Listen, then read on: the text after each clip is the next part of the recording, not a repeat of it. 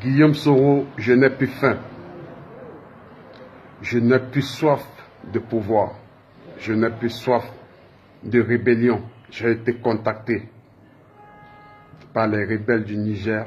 J'ai été contacté par les rebelles de Mauritanie.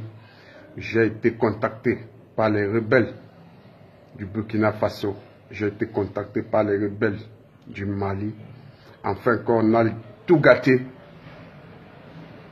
je les ai dit non. Nous pouvons aussi utiliser la voie du dialogue. Enfin, que les gens comprennent que le temps est passé et nous avons compris de nos erreurs. Aujourd'hui, si nous insistons de retourner en Côte d'Ivoire, c'est pour d'abord, en première place, demander pardon aux familles des victimes de la crise post-électorale qui n'ont jamais fait leur deuil, qui n'ont jamais tourné la page.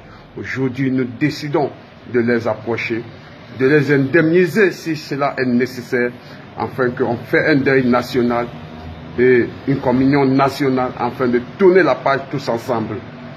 Mais beaucoup pensent que j'ai appelé le président Alassane Ouattara tout simplement parce que les élections sont en train d'approcher et je veux qu'il contribue afin que je pose ma candidature pour des élections 2025. J'ai dit non, ce n'est pas ma priorité, ce n'est pas ma préoccupation. Demander pardon à la nation ivoirienne est une préoccupation pour moi et c'est très nécessaire. Et enfin, si les gens ont besoin de mon service, j'apporte ma contribution pour faire élever la Côte d'Ivoire et l'Afrique tout entière.